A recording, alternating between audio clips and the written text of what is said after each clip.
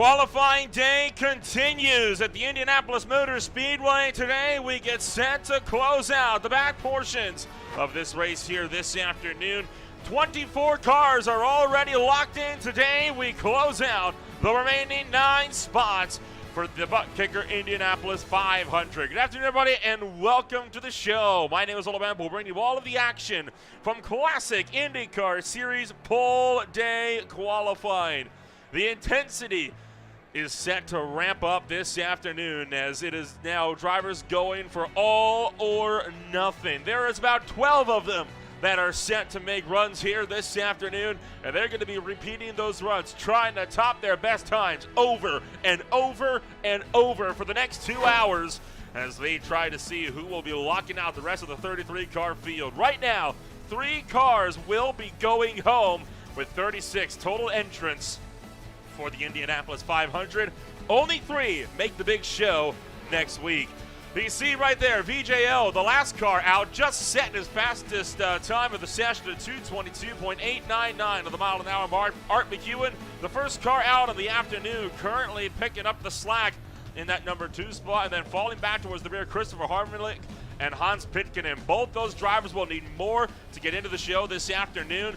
The fastest times we saw set in the Fast 9 shootouts broke into the high 227s. So boy, oh boy, there's a lot of work to be done on the racetrack here this afternoon.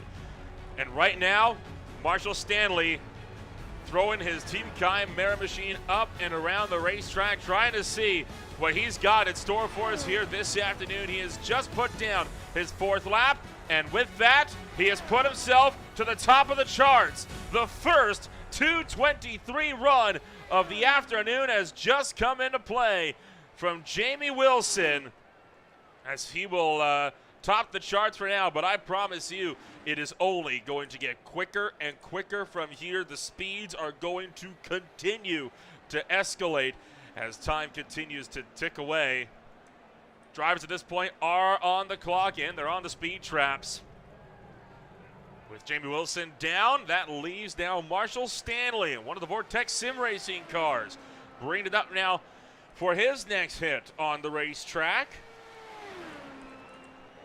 So far, all drivers have made their allotted time slots. Nobody has found themselves down and out as of yet. We're still putting in the benchmark times that drivers are going to have to beat if they want to make the show this afternoon. Marshall Stanley, of course, running up there, doing a good job on trying to get himself up and rolling. Marshall Stanley has competed in 6 different Indianapolis 500s. He has finished in the top 10 3 of those times. However, while he has finished in the top 5 once, he is still winless. He is looking for his first Indy 500 win here in 2024. He'll come across the start-finish line. His first lap was a 40.365, lap number 2 on the boards. 40.354, so not quite up to the average speeds that we saw Jamie Wilson setting, but not doing too bad either. So he does still have a chance here to throw this number 25 car into contention. I think the big question now, is he going to be able to keep this momentum up over the course of the next few laps? Of course, for those that are unfamiliar, we talked about it on pole day. We'll talk about it again. Qualifying format, very different for the Indy 500 than at any other racetrack. In any other race, it's just how fast can you go in qualifying. Here, it's not your time. It's not the fastest time. It is your average speed clocked over 4 timed laps that will set your position on pole. So it really puts emphasis on being able to be quick for a serious amount of time for a qualifying session. Drivers are being pushed to the ragged edge, and we saw one big crash on pole day qualifying. Rob Barnicow had clipped the outside wall in turn 2, absolutely smoked the inside tire barriers coming off at turn 2. Qualifying complete now for Jamie Wilson. Where does the time put him? 2:23, but it's 0.57. So while the times do get a little bit quicker, he is not quite going to be able to get the nose in there just yet. So he's still got a ways to go in this one, but Marshall Stanley has put himself on the number 2 spot with that run. So not a bad run at all. He definitely still has a chance here to get something working for him, as he'll slot in behind he'll slide in behind Jamie Wilson, sorry. And that will bring up Rafael Rodriguez for his first time in the boards. Rodriguez has already put in a request to make another hit this afternoon, but it looks like he may have retracted that because he hasn't even finished his first run yet. Uh-oh. As he has just caught the outside wall. And could we be seeing technical issues here for Rafael Rodriguez? We may very well might have. I'm not sure if that lap will count. Not seeing the time on the boards here for him. So I think that might have just invalidated Rodriguez's run with a connection difficulty at the worst possible opportunity. He's going to need another one, and sure enough, he has just been slotted in to make another hit here this afternoon.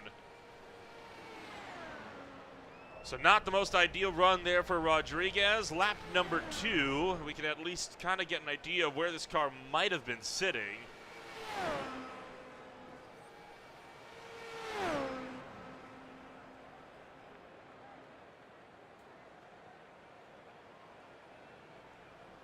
And looking like he might be pulling off the racetrack here. Yeah, he's going to abort that run pretty early.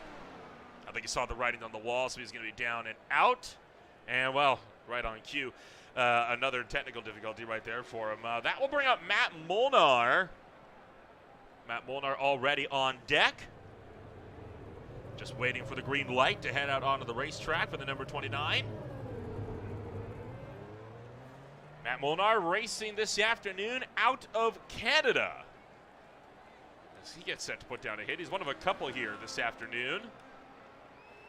He is in good company. Other Canadians so far in the field. Austin McGill, Art McEwen, both also trying to make hits here this afternoon. So Rodriguez's first time invalidated as a result of that. Matt Molnar, a driver that we haven't seen out too much this season so far.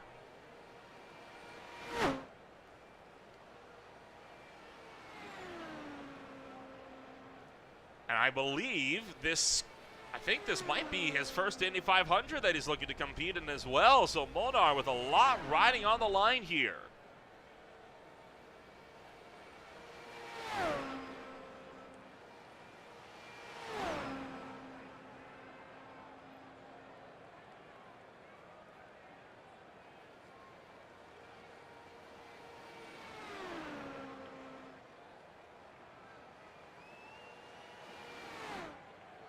Matt Molnar running under the Archer Racing by Chips colors this afternoon.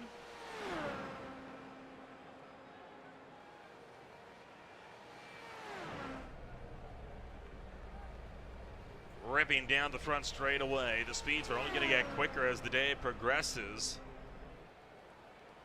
If you wanted to get into the top 24, you would have had to put down a 224.217 on the average speed. That was set by Andrew Wood, just barely bumping Art McEwen out.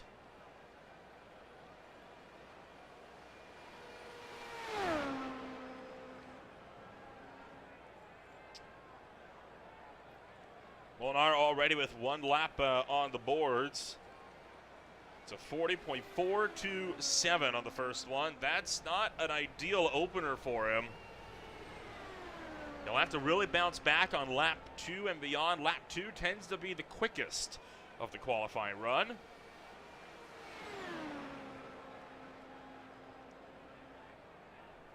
VJO has just confirmed he's going to be out to make another hit. Not satisfied with the number 4 spot. Or with the number 3 spot, sorry. Well, 27th, I guess, here for bump day.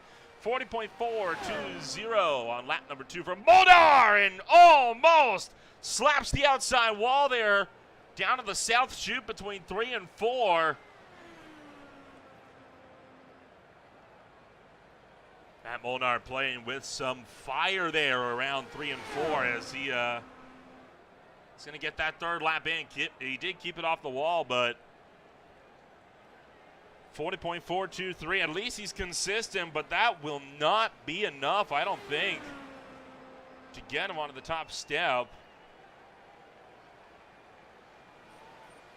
At least the car's consistent, though, but I have to imagine that closed Chevy had definitely scrubbed off quite a bit of speed.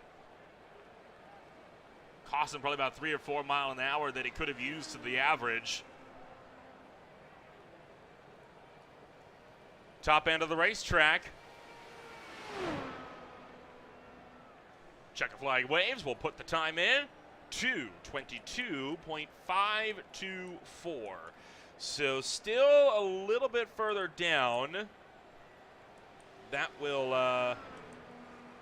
allow him to qualify in the 28th position. So room for improvement for Matt Molnar if he wants to make the show here this afternoon.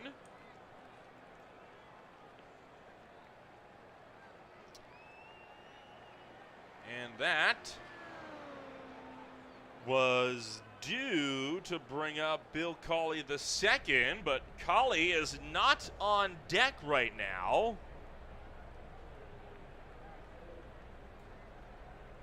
Taylor Daniels was due to be after him.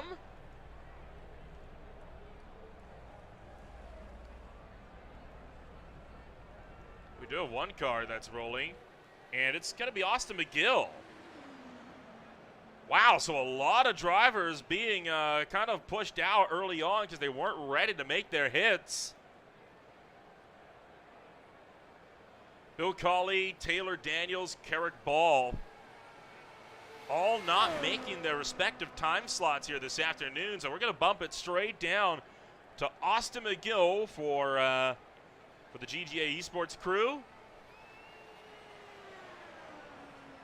Austin McGill, of course, a semi-regular driver out for the High Tide Racing League MF Racing Designs Premier Series, back when it was the Cup Series, over on Monday nights. Raced quite frequently in season number 1, made a few appearances in season 2. Have yet to see him in season 3. Newcomer to the Classic Indycar Series, though, with Michael Thorpe Jr. He joined just last week, and he's looking to make his first ever appearance with his debut here for the Indy 500 at the end of the season for 2024.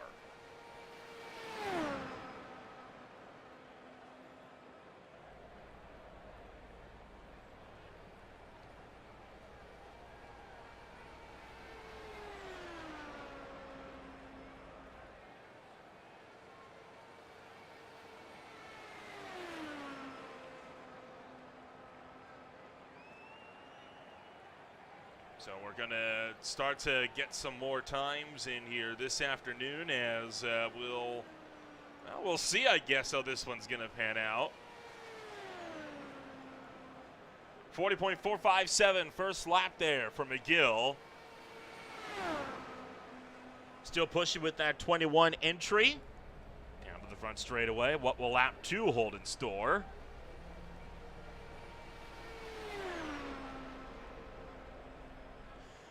McGill is the last one on the sheets, so Rafael Rodriguez should have a chance here to jump his way up the field. 40.573 there for McGill. That is one of the slowest times on the qualifying board so far, save for Hans Pitkinen's 40.718. A 40.68 set also by Hans Pittkinen.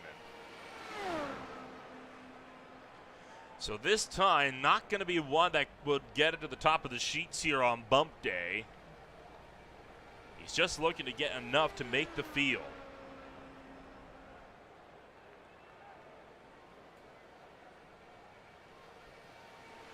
So there was set to be 5 other cars before this, but looking like we're going to get straight into the reruns after this pass here. 40.456 for lap 3.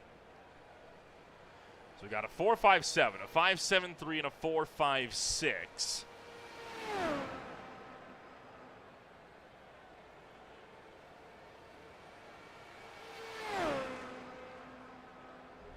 Coming down to the front straightaway this time by. Next car already out onto the racetrack. And McGill, what will he fire in?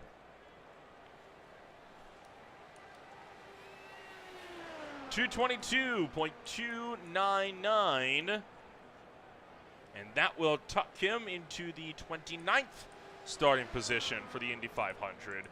Provisionally, of course. Still a long way to go in this afternoon, and there could very well be some more upsets before this day is over.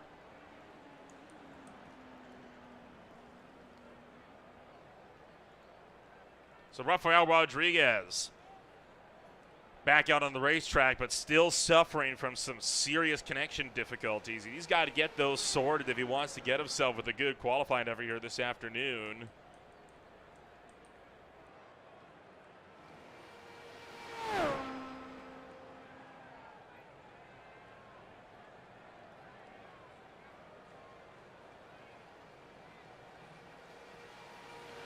Well, he at least got the first lap in, maybe. VJO, Art McEwen, and Christopher Harmelink will be the next two drivers on deck.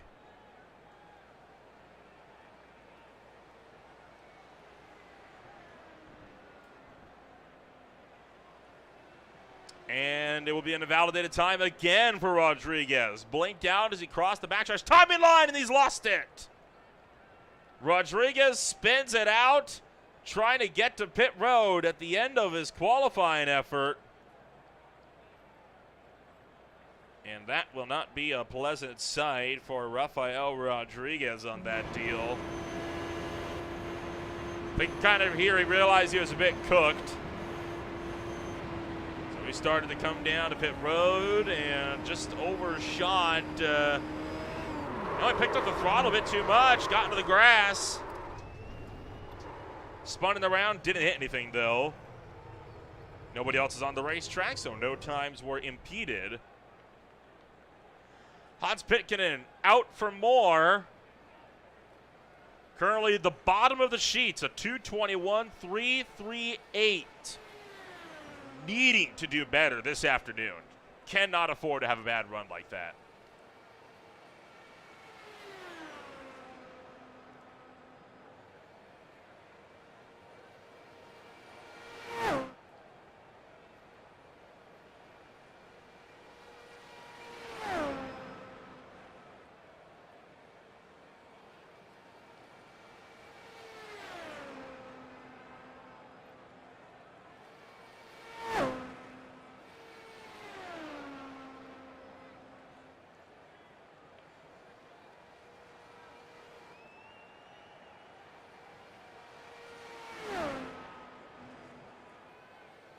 Oh boy.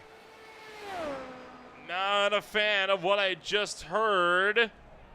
He did catch the wall. He's going to be forced into pit road.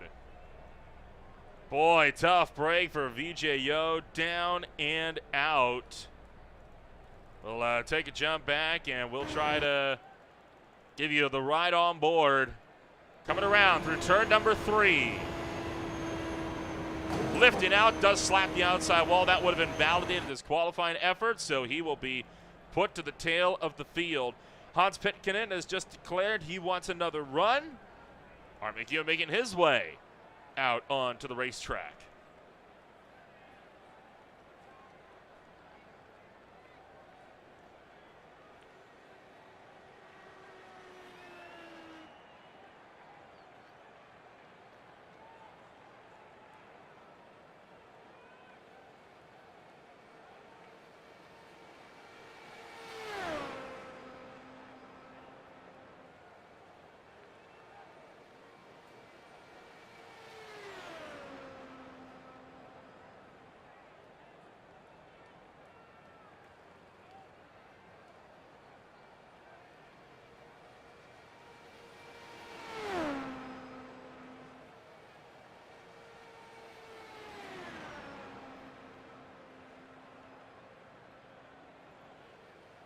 Art McEwen making his way back out onto the racetrack. Currently sits third from the bottom, just barely breaking into the 222 range. And now ripping around through turn numbers 3 and 4 as he tries to figure out what's what. And go for broke. This is the challenging part about qualifying, right? If you get a successful run and whatever you get, it replaces the last time you had.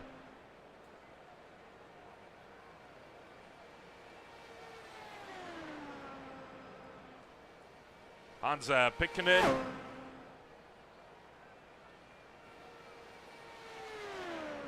Already stating that he wants to probably make another hit at it. No surprise there. VJO will remain in the number 3 spot for now, unofficially, of course. And in fact, he has been removed from the cue sheet altogether because, again, that run was invalidated. Cannot have that. So that is some pretty big news there as VJO dropped down and out. You're currently riding on board.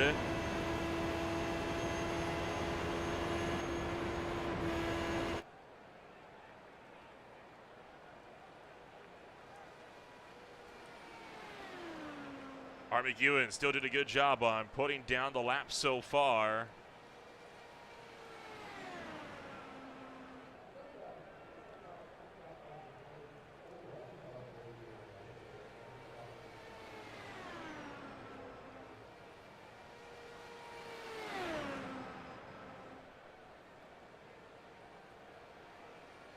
McEwen 40.435, 394 for lap number 2. Lap 3.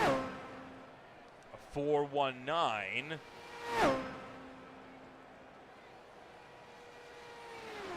It is significantly better than his Q1 times here, so this should be able to easily bump McEwen further up the grid here. Coming to the end, lap number 4. Crossing the yard of bricks. Time this time for Art McEwen, or the speed more likely for Art McEwen. 222.709, so he does jump. He's going to jump up 2 positions. He'll take over Matt Molnar. McGill bumped down to 29th. Molnar bumped down to 28th.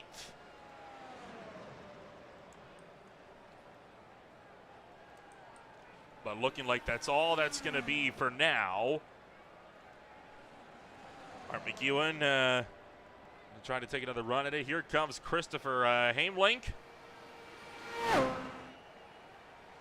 Making his way back out onto the racetrack for the Jags number 82. Entering the Indy 500 as an independent driver. First time putting him down for a speed of a 221.669, second from the bottom for the time being.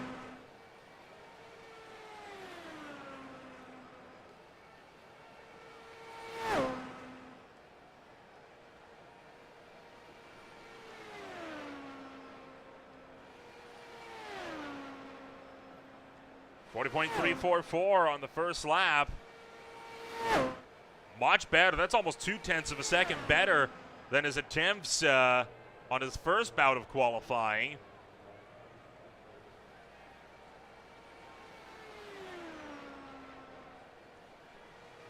Across the start-finish line for lap number 2 this time by.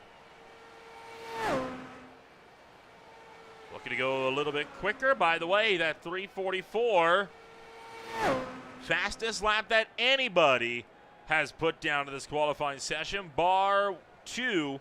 Jamie Wilson and Marshall Stanley both besting that time in their qualifying efforts.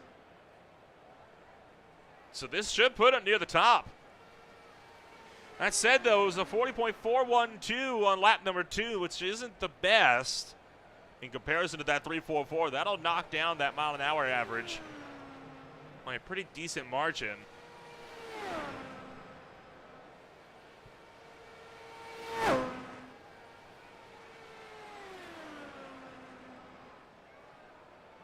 .423.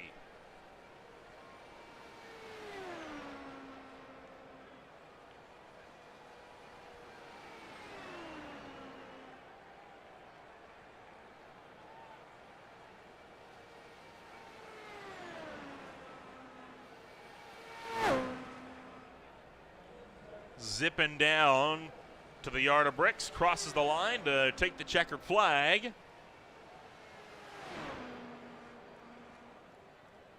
And for Hamelink,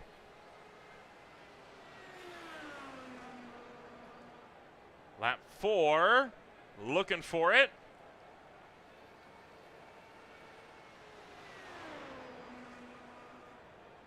.222.867. Big improvements there for Christopher Hamelink as he's going to go straight to 27th place with that one.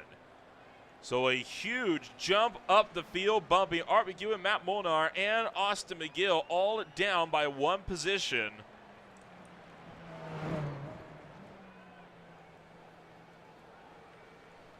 And that brings up Hans Pitkanen, looking for another hit, trying to get off of the bottom step of the grid.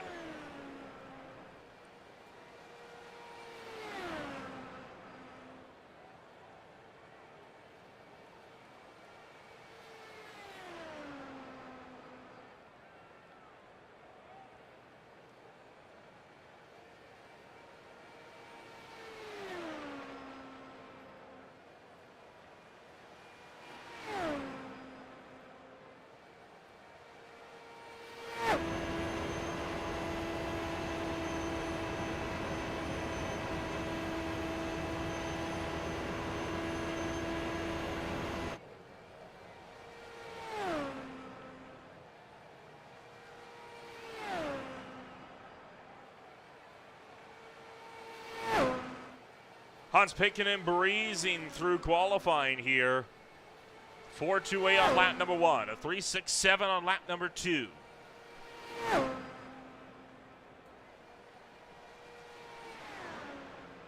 Looking for lap 3. Still, we only have 31 cars so far that have qualified. 32nd through 36th are absent.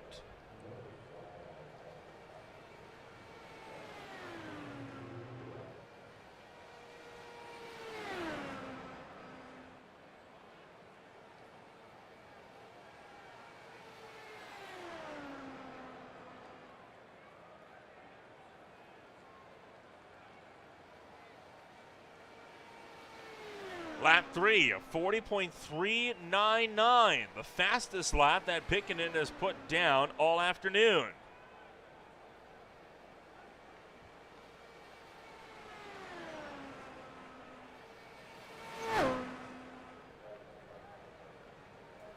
Flirting with the outside wall through turn 4, and the Fanatec number 8 comes across the line. Did not graze it. He will get the time in. And that puts him to a 2:22.643. He will jump up 2 positions, bumping Matt Molnar and Austin McGill down, but not out just yet. Still got everybody else looking to qualify.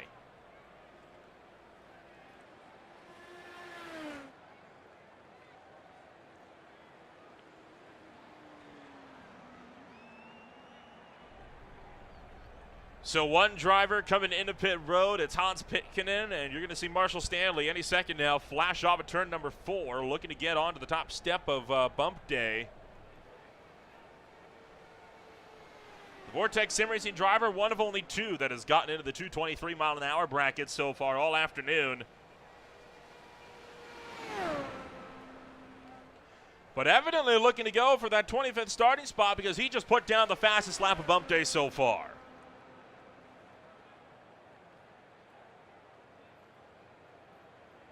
Breaks into the 2s. I think the first car to do that, a 40.264. And yeah, not seeing anybody. Oh, no, I am wrong actually, sorry. Looking like Jamie Wilson was able to put down to 2.86, but he found the wall. So he is not going to get to qualify. He abandons the run, and he is going to be now off of the qualifying sheets. Oh dear, it is starting to get a little bit more intense. Drivers pushing just a little bit too aggressively here. So we'll drop another one off of the official qualifying order now as a result of that. As Marshall Stanley bumped down and out. That's the risk of trying to go for another qualifying hit, right? Because if you fail and that run gets invalidated, well, then you're screwed. You're down and out. I got to be honest, I don't know if I would have risked it. I get it, wanted to go for positions, but you're already in a critical position as it is. Was that really worth the risk? You don't know if you're going to be able to best that time again.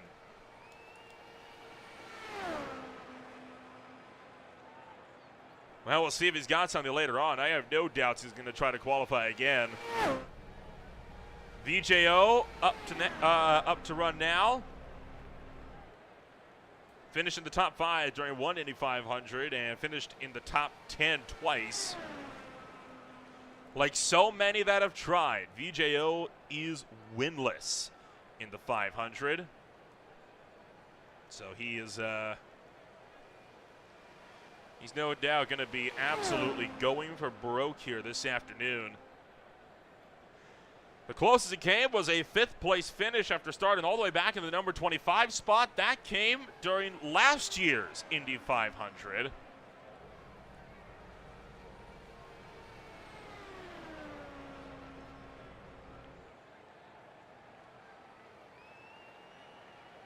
.264 for Marshall Stanley was his first lap for VJO. 40.337, not a bad start. Now he's just got to keep that iconic motorsports car off the outside wall. That's where he hit it right there, was in turn 3. Looking like he's avoided disaster this time.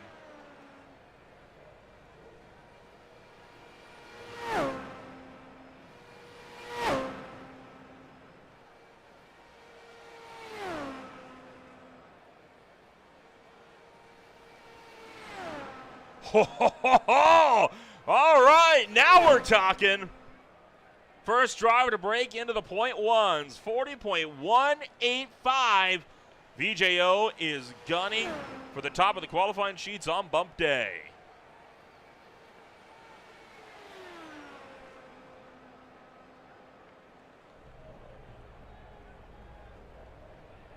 So the iconic motorsports machine has found something for that 96.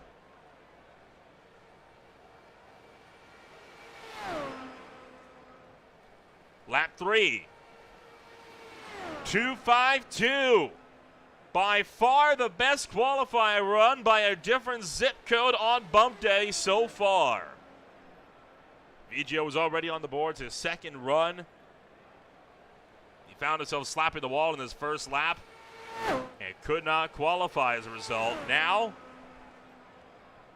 trying to see if he can get the top spot on his third run.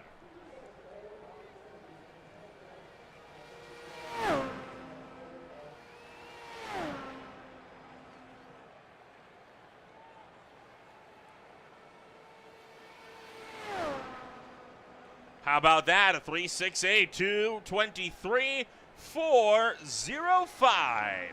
New number 1 qualifier on bump day.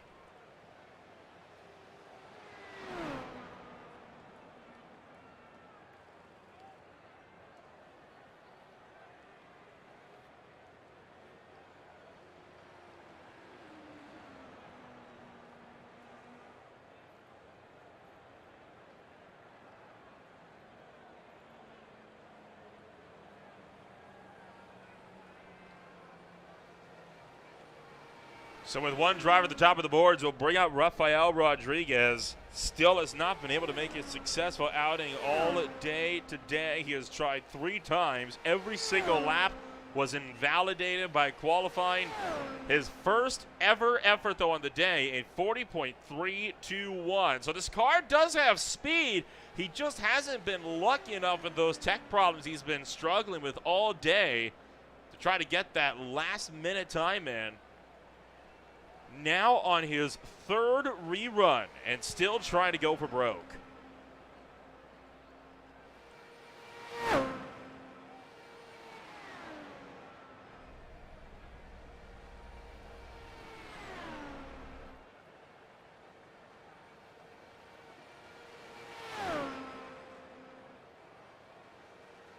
40.240.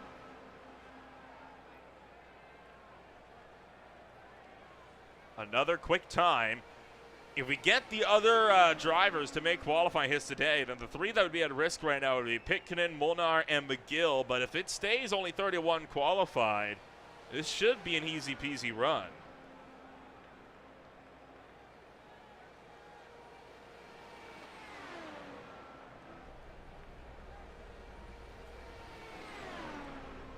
Lap number 3. Turning his final lap now. The third lap they had just put down to the boards this last time by a 40.210. This is looking good.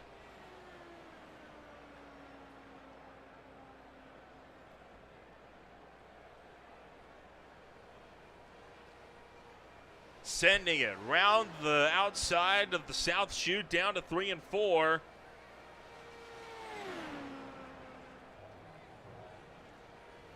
And at the line. It's going to be a good run. I can guarantee you that. And in fact, it's enough to put him on the top. 2:23.526. Times continuing to trickle in and tumble down. As now Rodriguez is on to the top spot. Stellar outing for Rafael Rodriguez.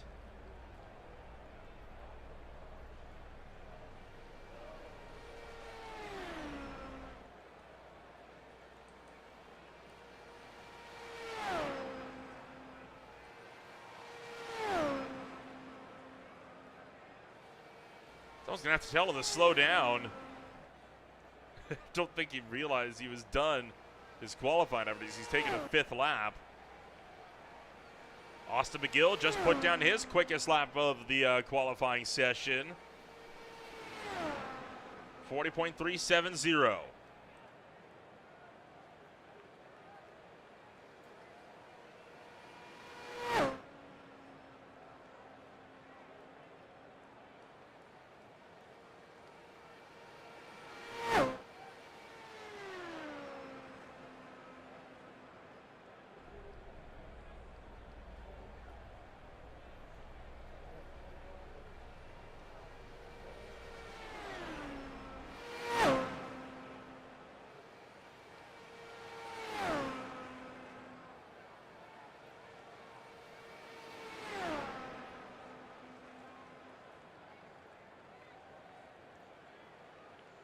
We're halfway through the bump day session here this afternoon.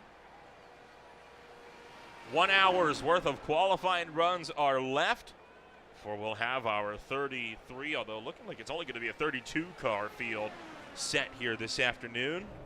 It's a bit disappointed, honestly. We had 35 come out and try to qualify on pole day. And now we've only gotten looking like a total of 32. Not sure what happened to everybody else. 370, 241, 303, all within 40 seconds for Austin McGill.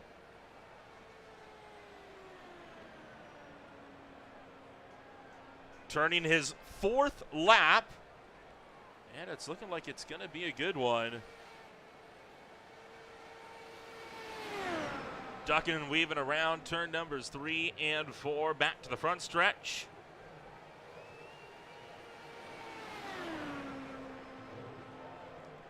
Qualifying complete. McGill goes 2:23, 3:25. That is good enough to bump him way up the timing charts.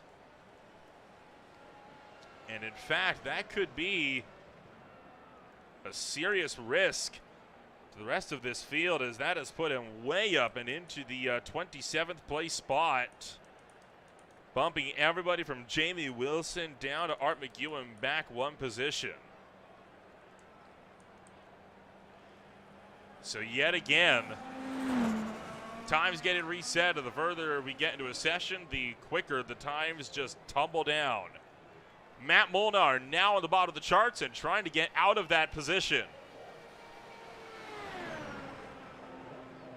And he puts down his best lap of the qualifying day.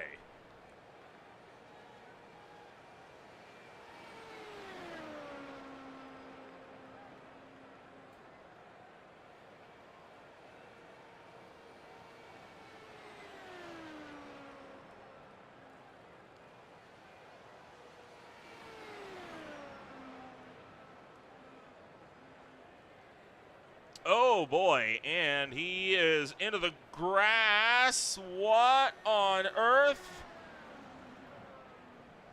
What happened there? Well, Matt Molnar is definitely going to be abandoning his run. Let's take a ride on board here with Matt Molnar. It's down the back straightaway.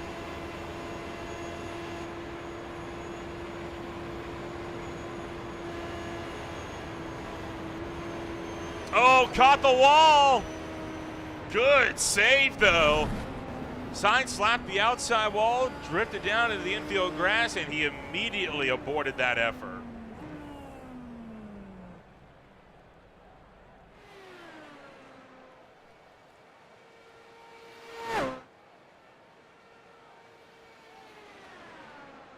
So Matt Molnar going to now be stricken from the qualifying sheets as a result of that.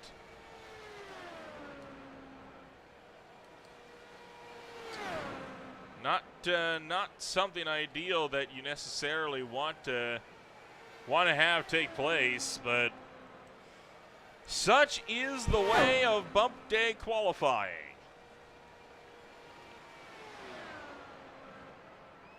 Marshall standing the next one up, and Molnar has already put the Archer Chips machine up for another hit.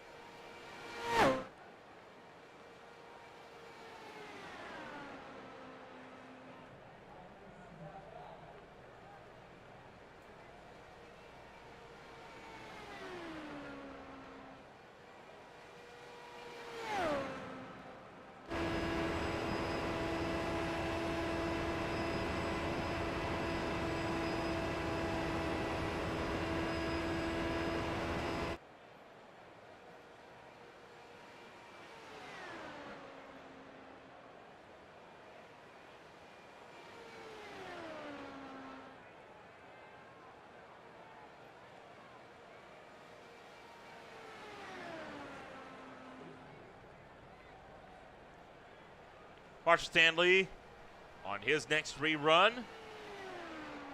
Remember, it all went wrong the last time he was out. Only got one successful lap in, so he is now off of the sheets.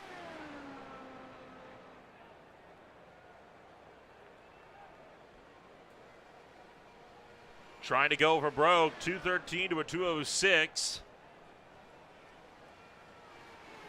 Could get the top qualifying spot here on bump day so far.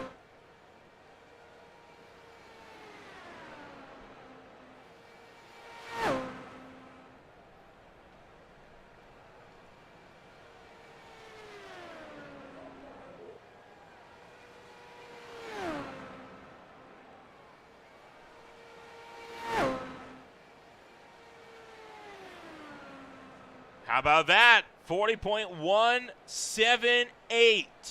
First driver to get into the 1.7s all afternoon. This is looking like a solid hit.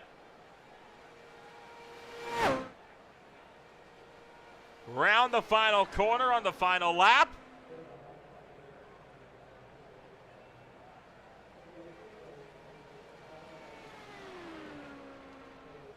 This time he will get the time in.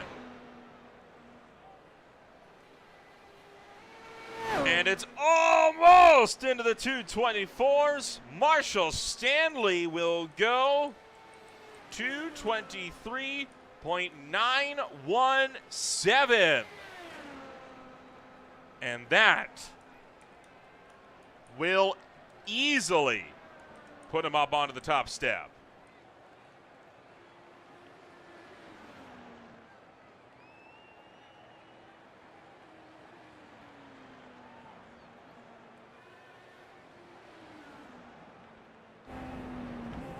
So Marshall Stanley bumping the field down, and now Art McEwen trying to go for it again.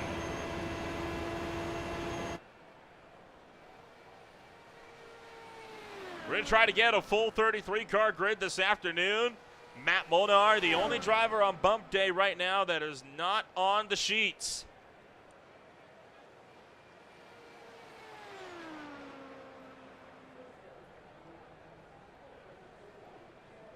It's the frantic nature that bump day is known for. As the track gets quicker and quicker, more rubber gets laid down, everybody keeps bumping each other down one spot after another. Remember when Jamie Wilson's 223 was enough to be on top? Well, now it's not even enough to get into the top half of cars that have got themselves at the top sheets. Currently being bested by Austin McGill, making his debut this afternoon, being bested by VJO, bested by Rodriguez, who's had technical issues all day long, and Marshall Stanley eclipsing the rest of the field right now on the bump day cue sheets.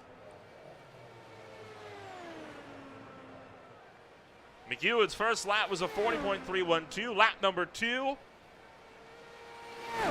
a 2.60 for McEwen on that last run. When you compare that to some of his other qualifying runs so far this afternoon, he is so far on one of his quickest outings of the session. He is over 2/10 up on his first passes of the day.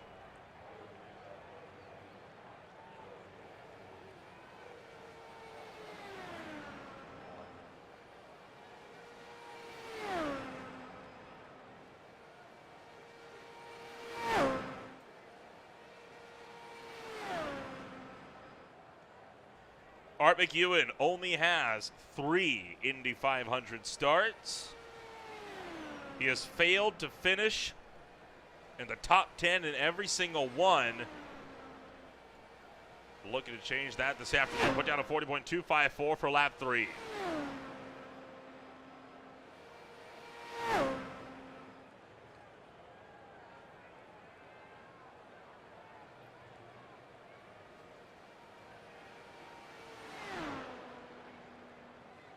And at the line, Art McEwen trying to best a 222.7. He'll do just that. Goes 223.548. Jumping straight up to the number 2 spot. A great effort.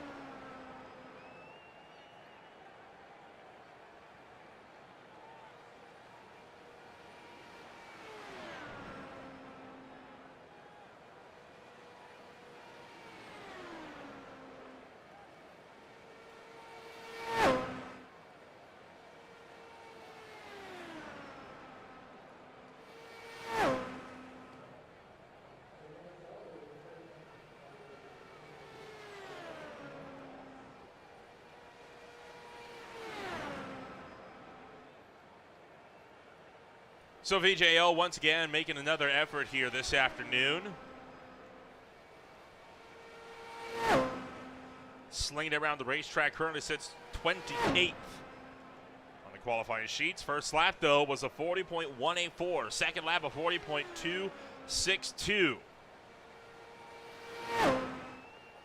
Trying to see if he could get a little bit further towards the top. Matt Molnar going to try to put his time down as well.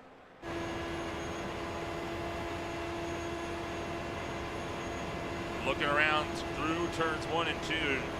Now working the final lap. 1:43. 40.143, quickest time of qualifying so far on bump day. The iconic motorsports driver charging through, trying to get himself any kind of an in.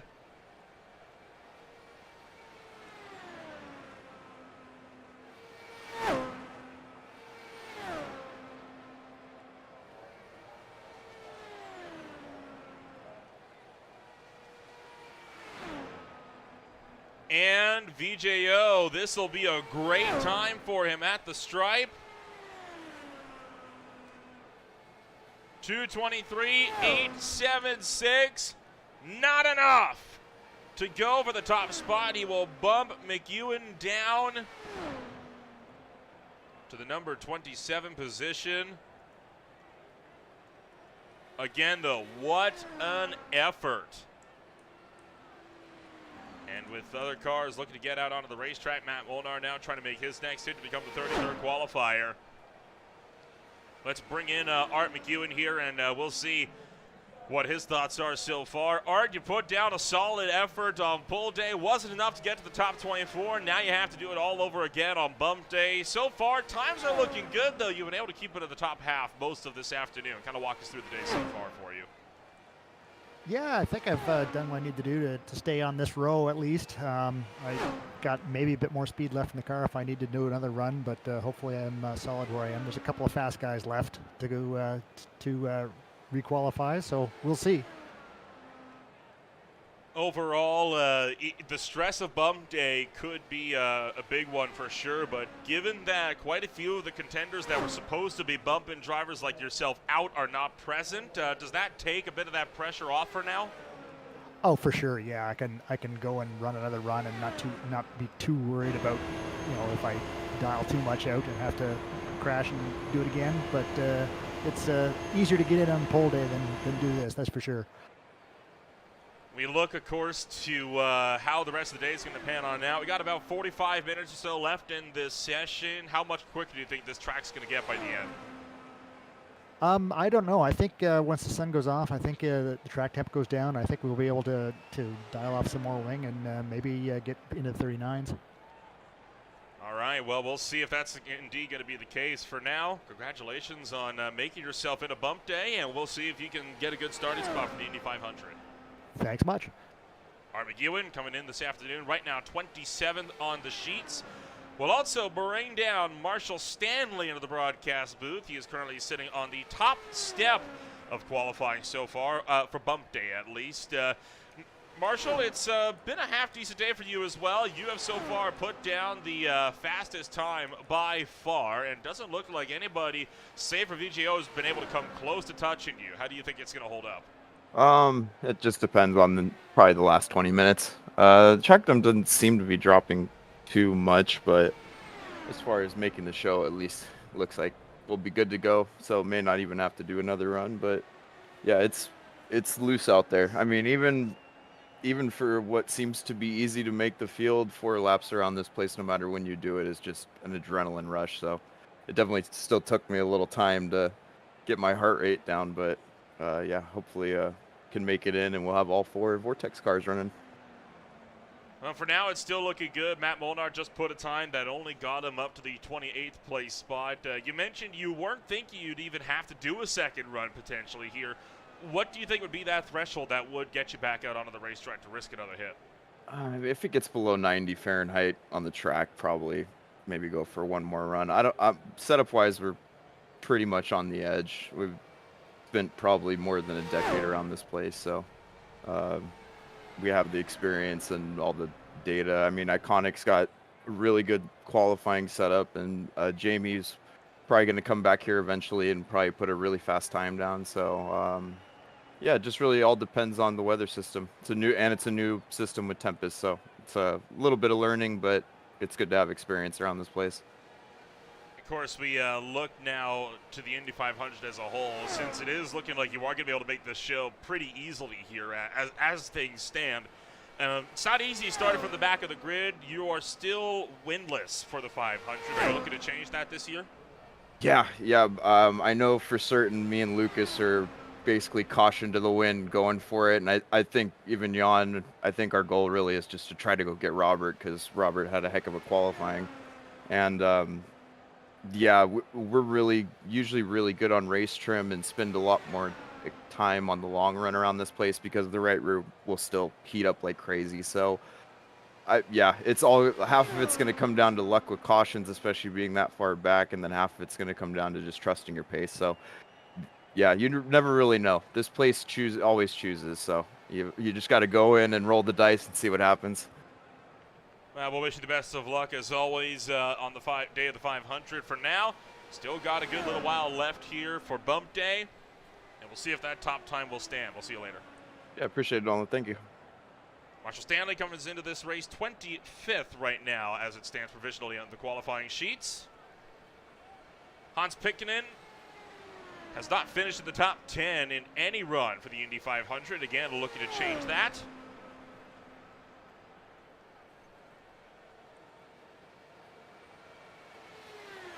Currently on the very, very bottom of the timing charts.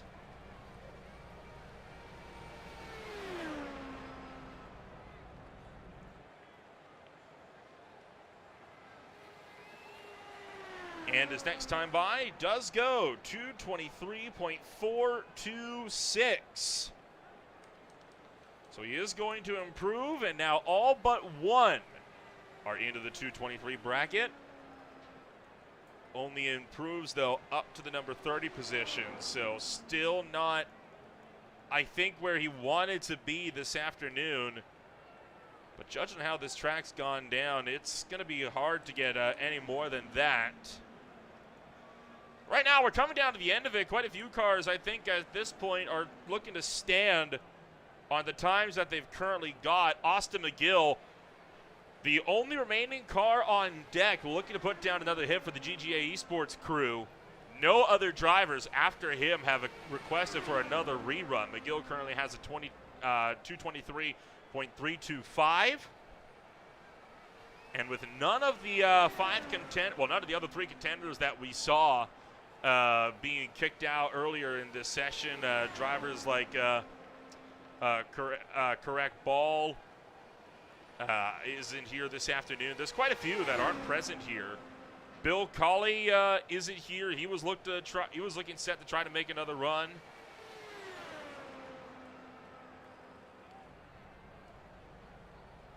So there's quite a few that aren't. They're not going to be able to make those hits, and well, frankly, I think a lot of people saying, well, snooze, you'll lose. More for us. And we heard as well them saying, it takes a big load off of Bump Day when you don't have to worry about being pushed out of the show. You can just worry on trying to figure out where you're going to start as opposed to are you going to be able to start at all. It takes a little bit of that anticipation off. 40.216 for Austin McGill. VJO has just requested that he put down another time. Jamie Wilson has done the same. Stan was mentioning he believes Jamie Wilson could put in a banker lap at the buzzer.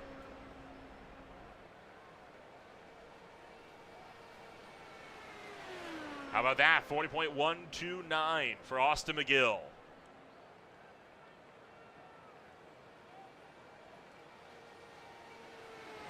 Austin McGill probably could have contended for a spot further up the grid. The problem is that he wasn't around to qualify on pole day, which is a big shame. I mean, it would have been great to see him out, see what he could do. Doesn't look, though, like what the times he's got put down right now, he wouldn't have been able to contend for the top 24 anyway, so this would have probably gone down to Bump Day regardless for him.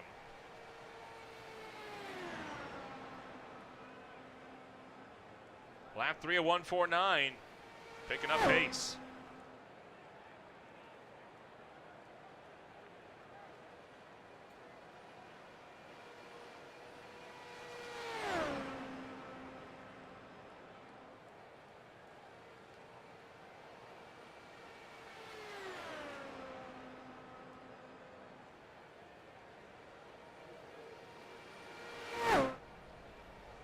to the stripe.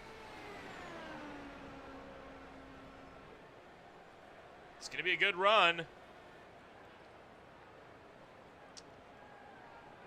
Wow, okay. Pick up the times. I think we're about to get a whole host of drivers that want to get a rerun in. That is enough to put him onto the top step here as Austin McGill goes straight up there to a 2:24.134.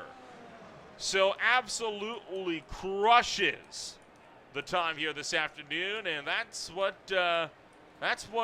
he was worried about. And now we see what VJO can do.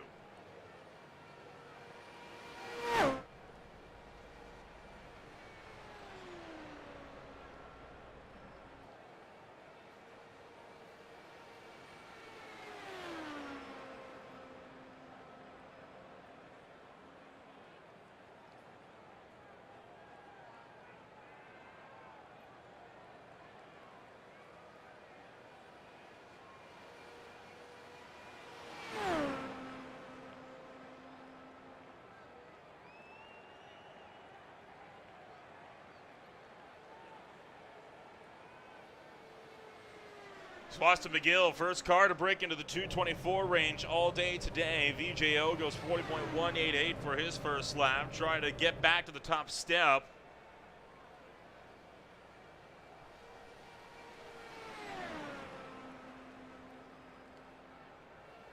.176 for VJO's next lap.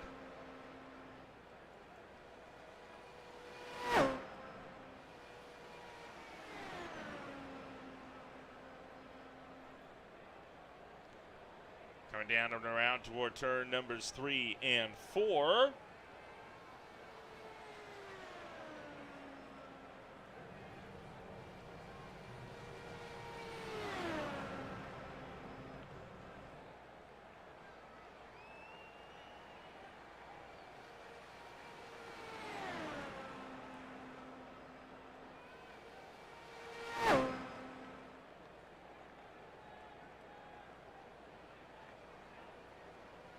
.180.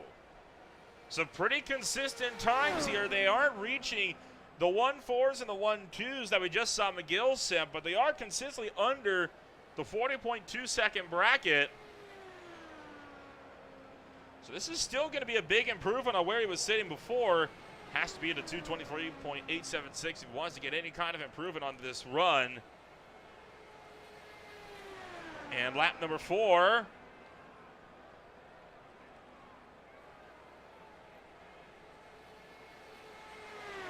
.223.897.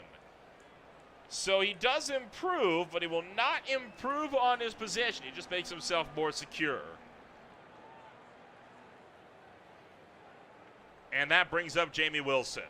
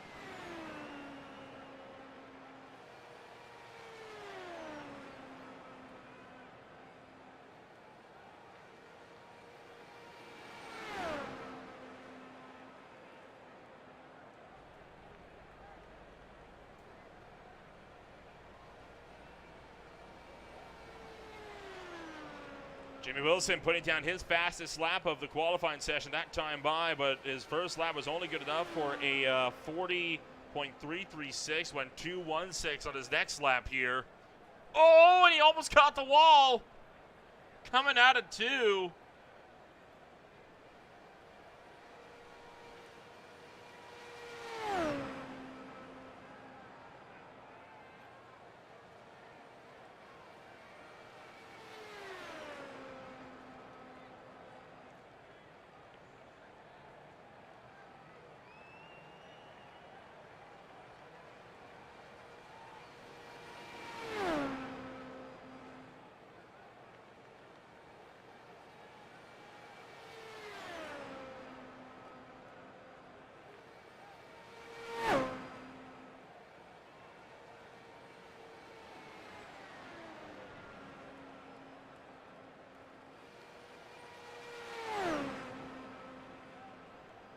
Jamie Wilson on his final qualifying lap here of his next rerun, having to beat a 23.145. And down to the start-finish line. Is it an improvement or is it not?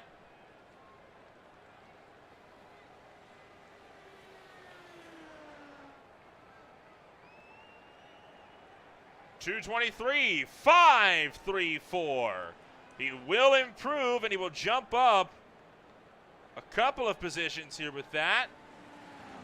That will put him ahead of Matt Monar, Rafael Rodriguez, and Hans Pitkanen. So Monar is able to get himself a bit further up the grid.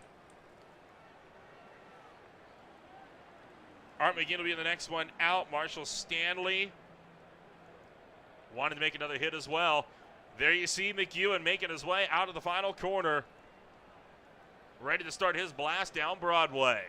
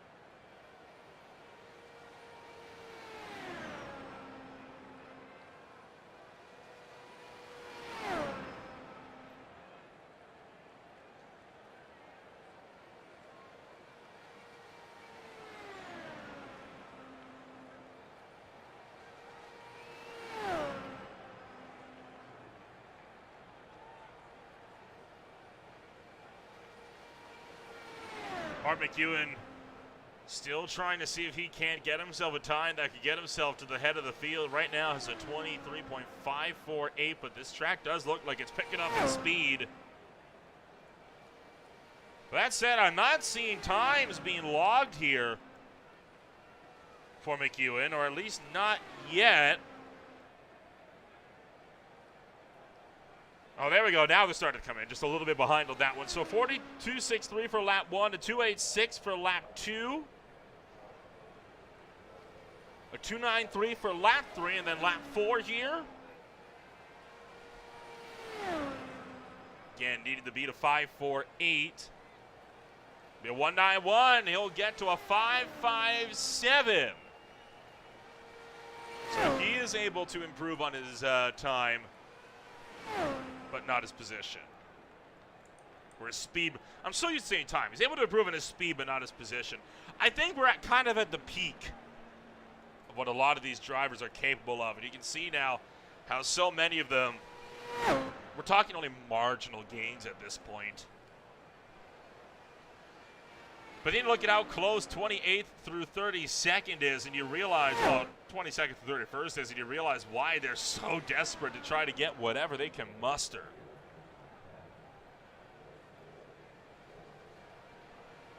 Marshall Stanley wants to get back on top, but you have to get into the 224s to do so.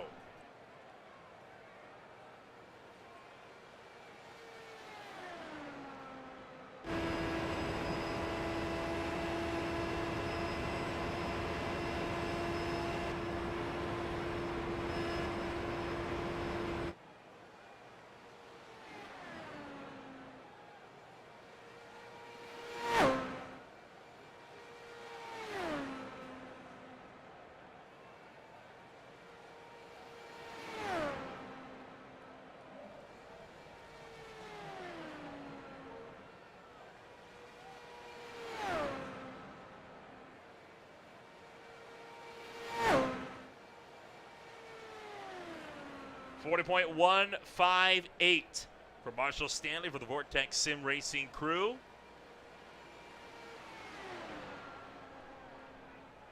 It's a good opener.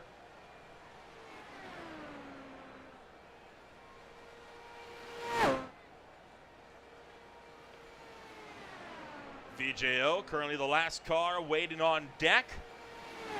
40.100. Quickest time in qualifying so far. A storming lap there for Marshall Stanley. Goes 1:38 for lap number 3.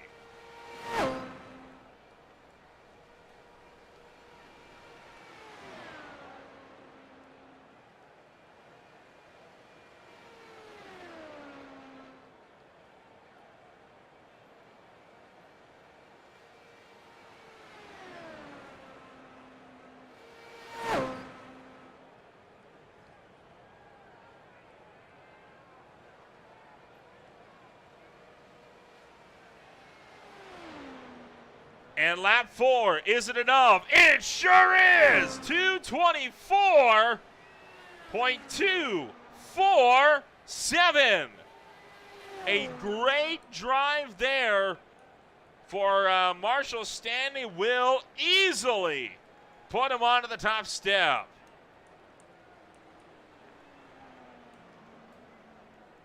Bumps McGill back down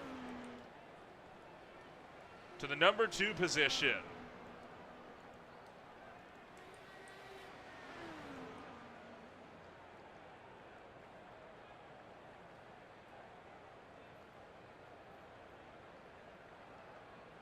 Now it's time for VJO to try to get back on top, but he has to get into the 224s. It is doable, but it's a difficult task.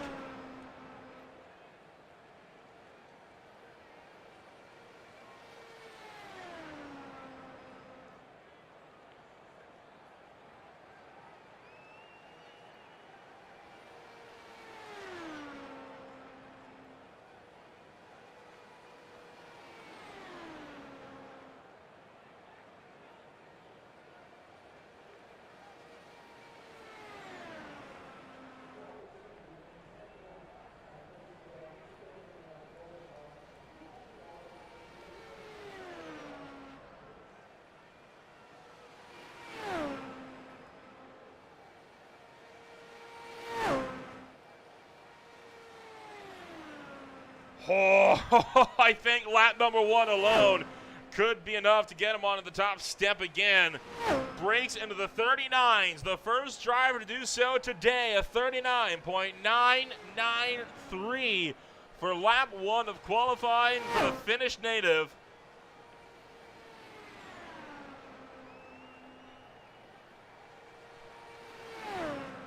This is going to be more than enough to get him into the show.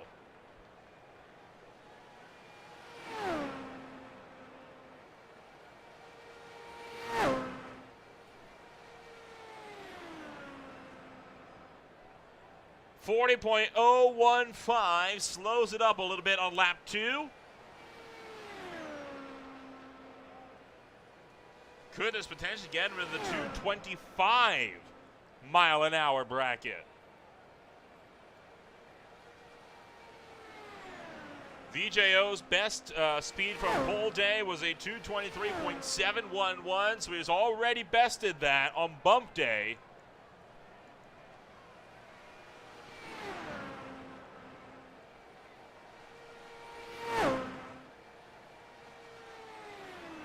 40.017, only 2,000 slower than his second lap.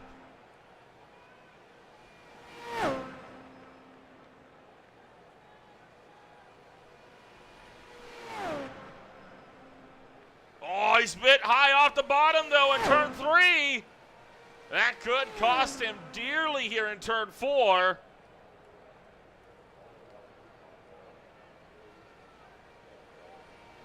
Coming down to it, start-finish line this time by the time, the speed.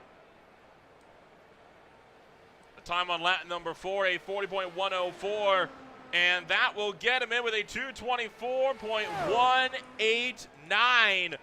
But I can guarantee you that car's got more underneath it. All of that time loss and all of that mile-an-hour loss came from turn 3 on that final critical lap. That car is capable of getting into the 225 mile-an-hour range. I can almost promise you that. Now Jamie Wilson.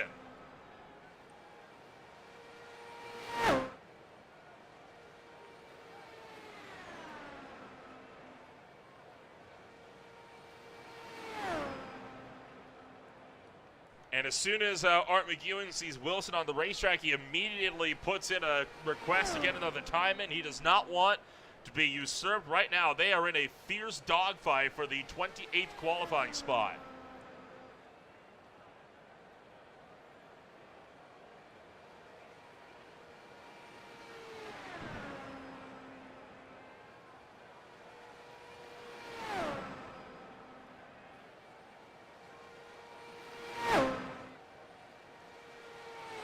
Getting down to it. According to the qualifying log, there is probably only going to be 10 or less attempts for cars to get out there this afternoon.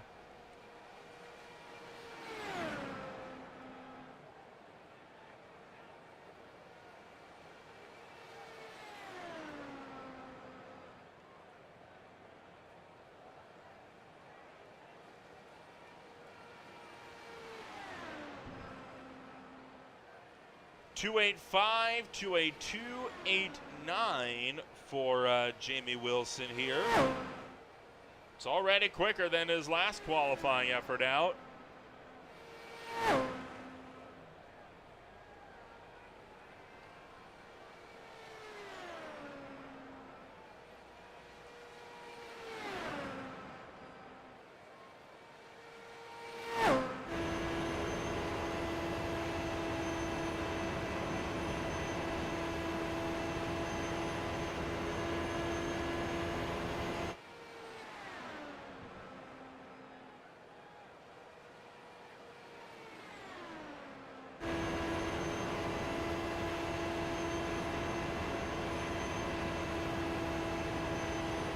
Jamie Wilson's best finish in the Indy 500 comes from duo fourth place finishes in 2020 and 2022. Last year did not finish.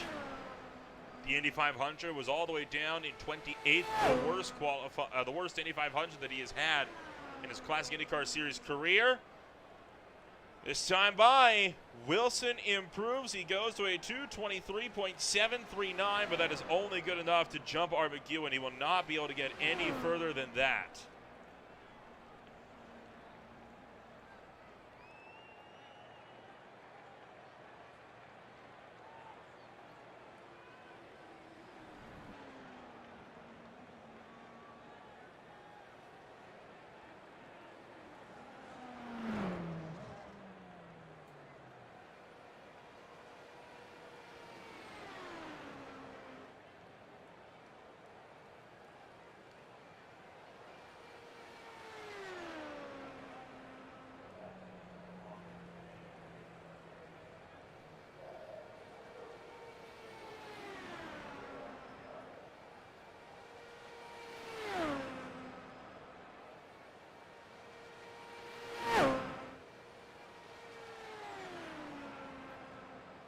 Art McEwen quickly looking to take the fight back to Jamie Wilson. Not about to take being bumped down to 29th place, lying down.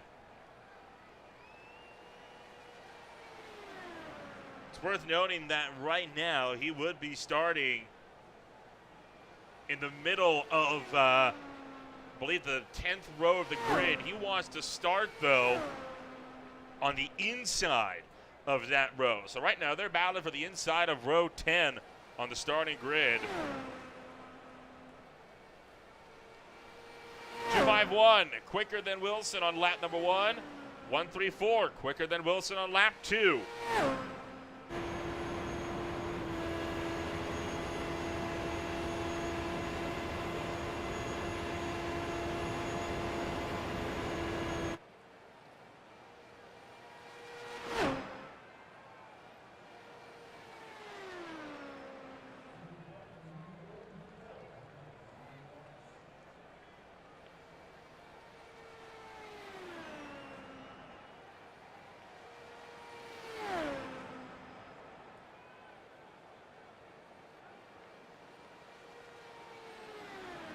2:05 on lap number 3. Quicker than Wilson's 2:10. So he has been quicker than Jamie Wilson on 3 laps now. I would be shocked if he did not jump him back on the qualifying charts to get him up back into 28th.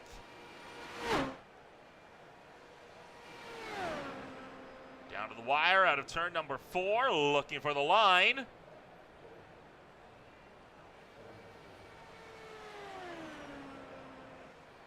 And at the buzzer, does he beat him? I'd be surprised if he didn't.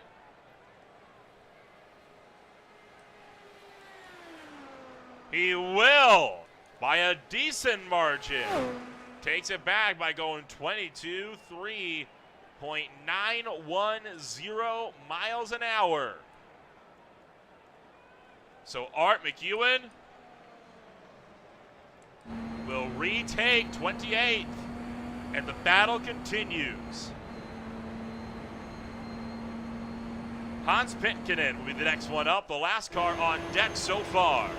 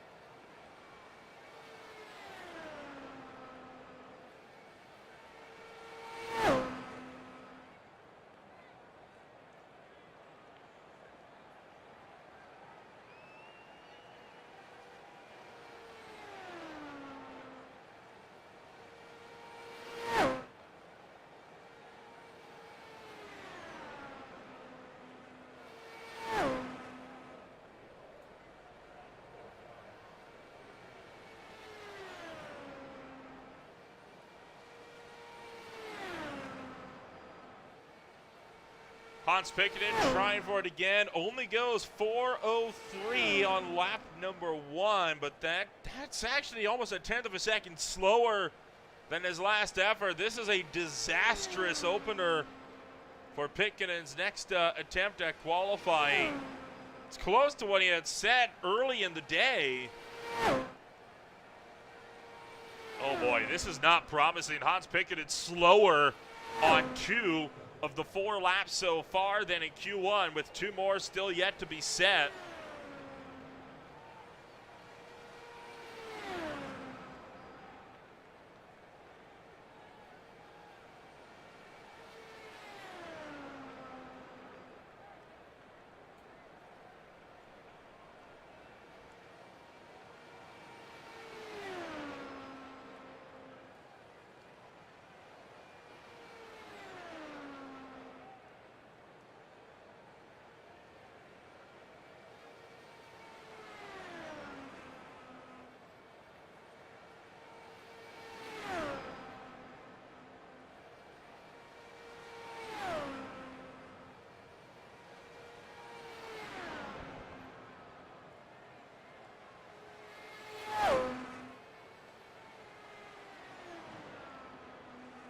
Time comes to an end. It'll be a 2:23.278.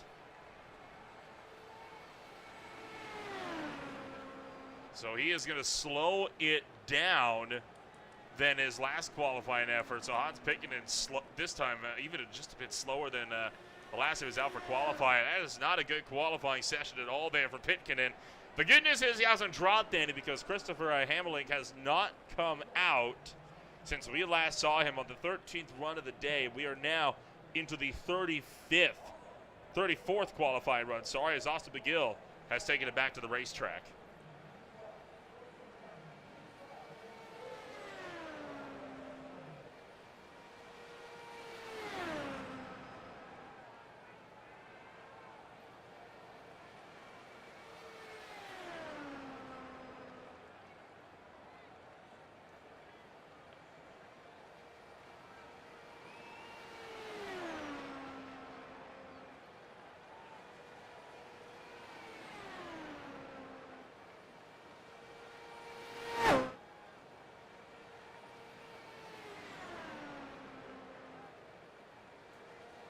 1-1-4 for Austin McGill out of the gate. Austin McGill currently sits 27th. He has to beat a 224.819 mile an hour run if he wants to get himself in. Right now he sits at the 224.134 mile an hour run. 40.092 for Pitkanen. We are in the dying stages of bump day here this afternoon.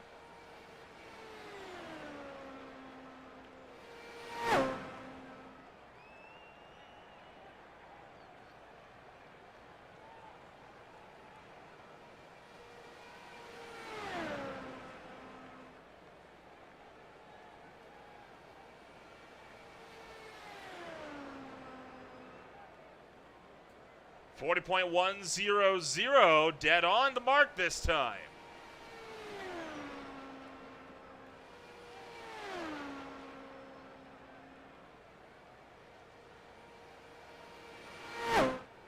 Flying out of turn numbers 3 and 4. Tracking down to the front straightaway. Is this enough for the top spot? 25th place on the line on bump day.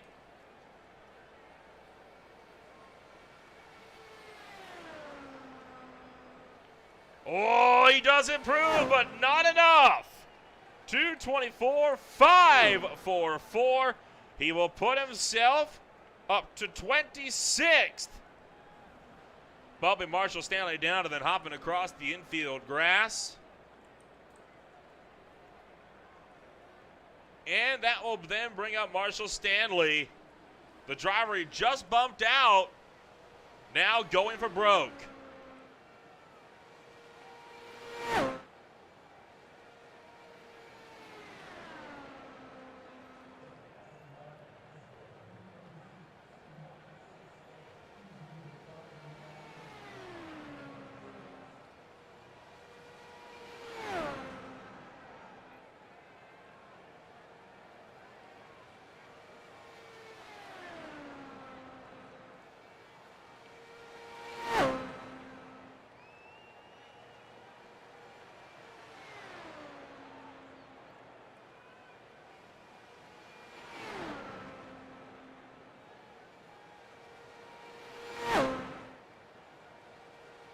.167 from Marshall Stanley, not enough to best Austin McGill's time so far, and slower than lap number 1 on his last qualifying effort when he was in the number 29 slot on the qualifying log.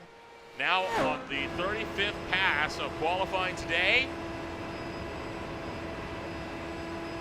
Oh, I don't like what I'm seeing. I think he should have stuck with what he got. He is slower on the first 2 laps.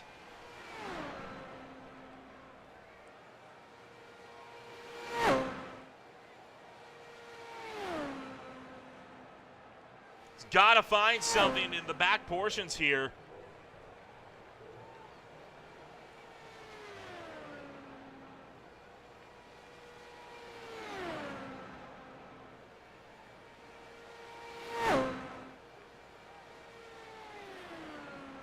We are in the final 5 qualifying runs of the day. 1:15, his 3rd lap. He does pick up pace. At this point, though, I think he's just fighting the whole stage with what he's got.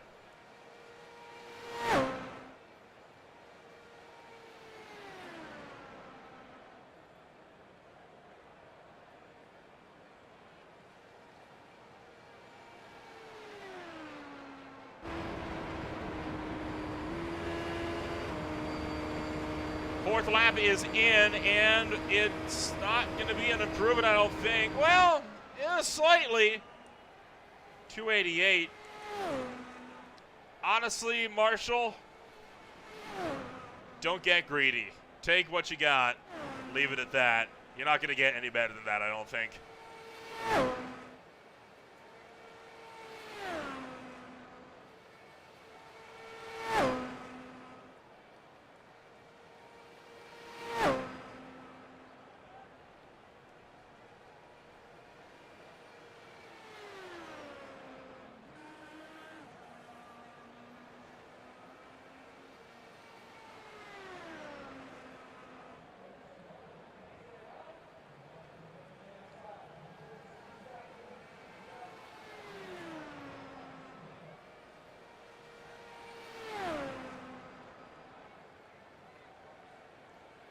Hans Pikkinen still trying to get off of the second to last step of the field.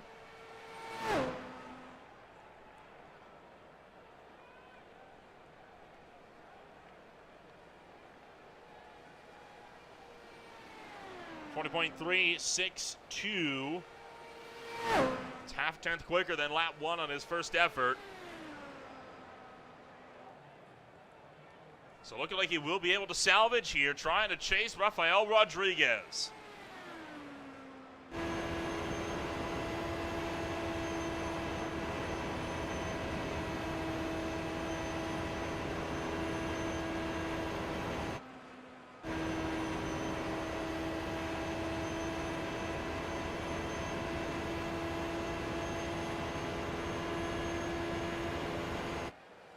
Upwards of 10,000 RPMs in that motor as he hits the end of the back straightaway. 3.38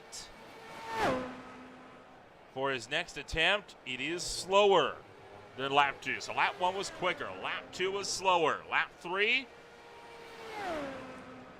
his third lap on the last effort was a 40.259. This time it'll be a 40.268, so a little bit slower. Whoa, look out! Slides out of turn 2, hard into the inside wall, and he has binned it hard.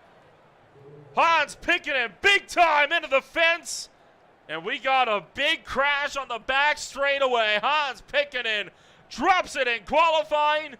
The absolute worst case scenario puts Pikkinen out of bump day.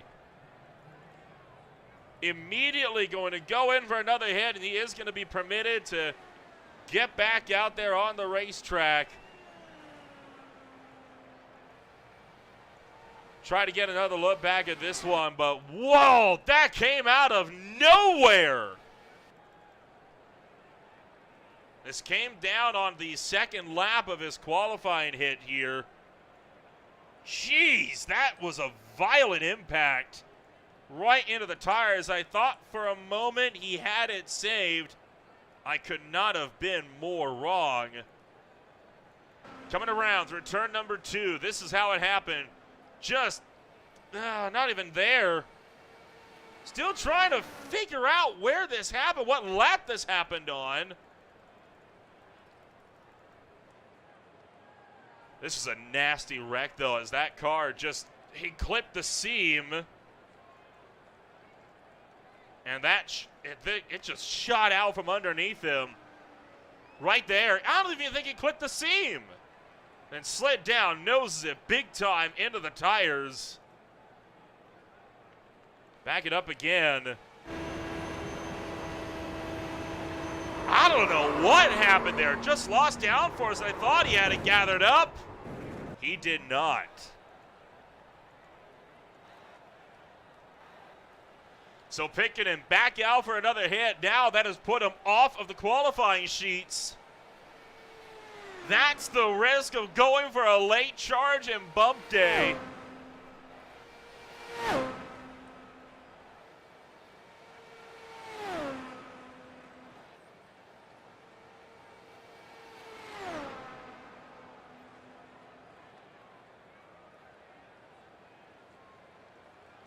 Holy cow.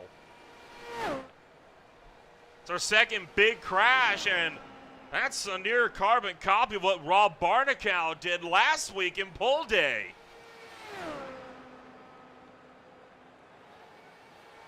He was pushing too. He was on his 4th lap. Marshall Stanley is on deck. Might be the last car out, a 40.303. He is quicker than his last 2 qualifying attempts. And Marshall Stanley and Art McHugh, they're both mentioning this track is loose, and I think that may have just caught him, just a loss of rear downforce. 2:46 for lap 2 here.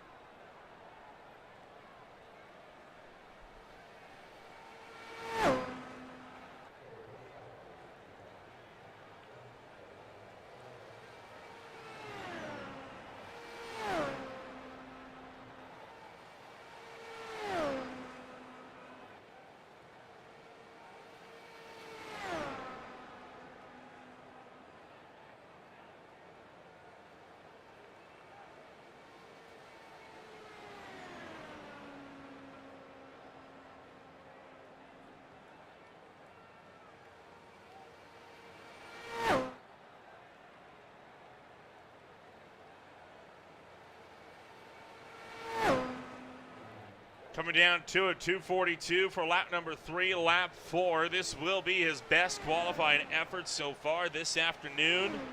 Marshall Stanley will be the second to last car at the line, and for Hans Buttkicker, he finally gets the run that he was needing, and it is going to be a 2:23.569.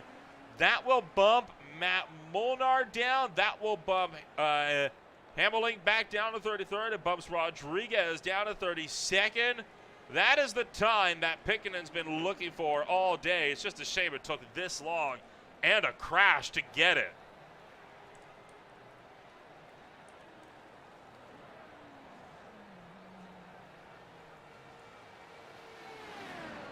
So Marshall Stanley, right now, the last car on deck. There is time still to get one more pass in before the horn sounds to close out qualifying for the Buttkicker Indianapolis 500.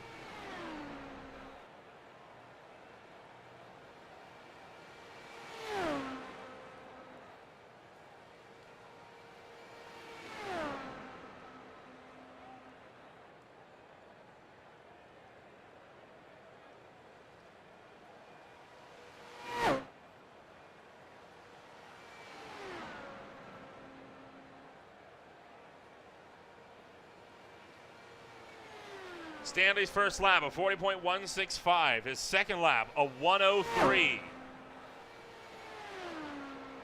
Third lap. Looking solid for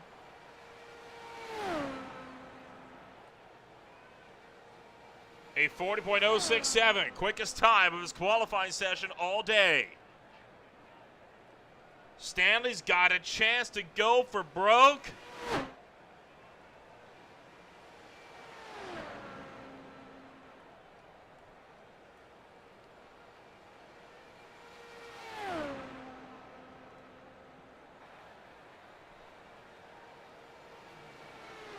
And last second at the buzzer here, puts down the time. Is it enough to get the 25th spot on the grid? His fourth lap. The times are 40.074. He goes 2:24.426. Not enough. He will stay where he's at. And with nobody else on deck, I do believe that that will be it.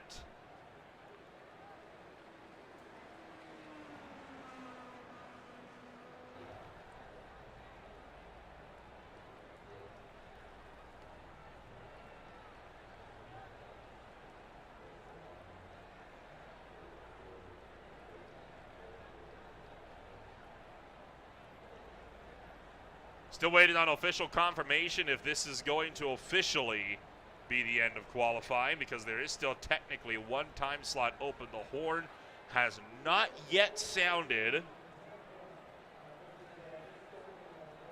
Although at this point, I think even if you did formally request a rerun, I don't think you'd have enough time to get it in.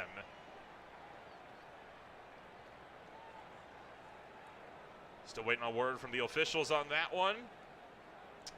And that will do it. We are done for bump day. So your qualifying field is set for the Indianapolis 500. And boy, oh boy, it's going to be a wild show here this afternoon. You know for a fact that drivers are going to be absolutely on top of it all day long. It's a long way to go, though, before we will race things out at the Indianapolis 500. Let's take a rundown of your official qualifying results here for the entirety of Bump Day this afternoon. On top of the top 24, VJO on top with a 2:24.189 for the 25th qualifying spot. Austin McGill will start from 26th. Marshall Stanley unofficially started from 27th. Art McEwen at 28th. Jamie Wilson at 29th. Hans Pickenen, after crashing with less than 15 minutes to go in the qualifying session, was able to bounce back with a formal rerun. Slotted himself into 30th. Matt Molnar was 31st. Rafael Rodriguez in 32nd. And Chris Hamelink will be the final car to qualify in 33rd. And no cars bumped out this afternoon. A few drivers were slated to run, but they opted against it. So that is going to be that then for qualifying here this afternoon. 33 cars are set. We'll be back in a moment on Green Flag TV.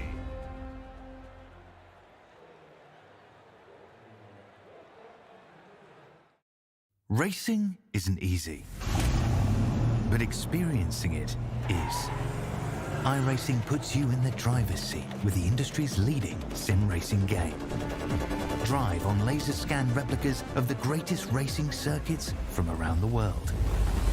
Go head-to-head against other drivers chosen by skill-based matchmaking to ensure competitive racing at every level. Compete across all your favorite series. In officially licensed cars, engineered to deliver the most accurate driving experience possible.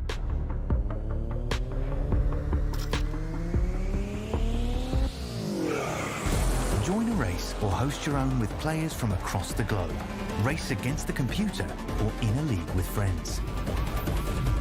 Feel the thrill behind the wheel. Visit iRacing.com.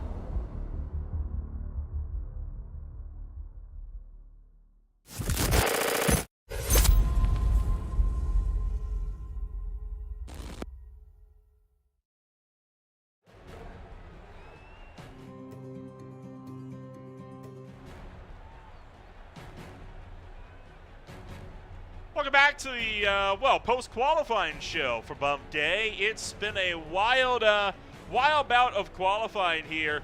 And, with all of things set in stone now, we're going to see if there's anybody willing to give us a chit-chat here after a pretty eventful Bump Day so far. One big crash, of course, on the afternoon with one Hans Pitkinen. We'll be able to get in touch with one driver. Was hopefully going to get a word in with them during the day, but hey, after the day works just as well. Logan Simmons, you were not participating in Bump Day today. You, of course, were already pretty much locked in with the 11th place qualifying spot so far. So at this point, you now know how the full grid's going to look, and now it's all eyes set forth on the Indy 500. How are you feeling? I feel pretty good. We did some race set running earlier this week. I think it's going to be tough. I think this refresh on the oval side has created some little minor things that we've got to fix on the setup, but overall I think we have a good car under us. It's going to be an intense drive. It's one more bout of endurance race to close things out, and as we've seen earlier today with Hans Pitkinen, even when you're running by yourself, all it takes is the slightest little bit of breeze to push you the wrong direction, and you can find yourself easily with a day-ending crash. What's the strategies you have to deploy to avoid a situation like that when you've got 32 other cars racing around you?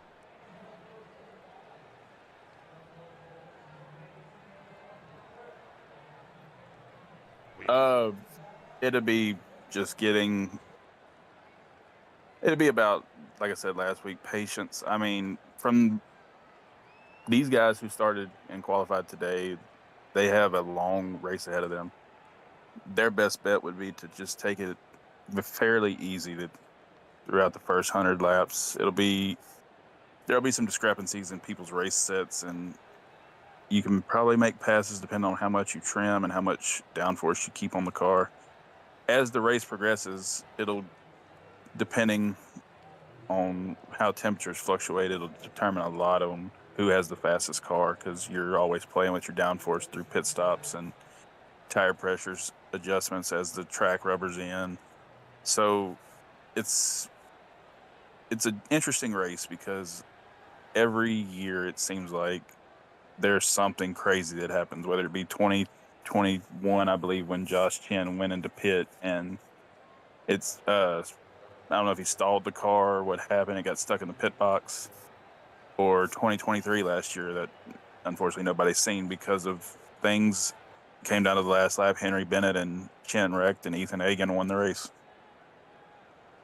And kind of thinking about your own goals personally here for the 500, you've had good starting positions throughout the Indianapolis 500. You, of course, started 6th, 10th, and 9th for the 3 Indy 500s that you've qualified for. But finishing positions still have yet to make it into the top 20 with problems one way or another impeding your progress. Do you think 2024 might finally be your lucky year? I hope so. I mean, I think it was 2021. That was the year that my connection dropped. And last year, just unfortunate circumstances that led to an incident early on in the race that took me out. But it's all learning from there, and hopefully all these lessons have paid off. I mean, this year has been one of my best years as far as staying clean. I mean, I progressed somewhere on the road courses. I mean, Long Beach was a great race for me. And Charlotte, unfortunately, things happened there, but that was a good race. And unfortunately, Pocono had some issues, but I think Indianapolis hopefully will be a culmination of 5 years of work at this point. Well, wish you the best of luck for sure when we go racing. 7 days from today, we'll close out the 2024 season, and we'll see if this time you'll be on top. Congratulations on your strong run on pole day. We'll see you next week. All right. Logan Simmons coming on into the booth here. He will be starting his race in the number 11 position. Oh boy, you can feel the anticipation slowly but surely building over the course of the next little while. Racing action is not over for us here this afternoon. In just under 3-4 hours, we're going to be kicking off the playoff season for the SRL Next Gen Cup Series in Fort Worth at Texas Motor Speedway. With the High Tide Racing League and Race Designs Premier Series out at Sin City for Las Vegas Motor Speedway. The Beer League's at Rockingham. And then on Thursday night, the Speed Cup Series closes out the 2024 calendar year with one final race in Avondale, Arizona at the Phoenix Raceway to close out their 3rd season of competition. For now, it's all eyes on the big prize. One more Triple Crown race remains where we can get this show properly on the road. What a wild ride it is going to be. My name's Little Rambo, bringing you all of the action from Pole Day and Bump Day. Austin Etcher will be back in the booth next week for the Indy 500. DJ Clark will be popping in as well. For now, want to find out more about who we are, what we can offer you, check us out today at www.greenflightTV.com. On November 17th, Gasoline Alley roars to life for the greatest spectacle in all of motorsports.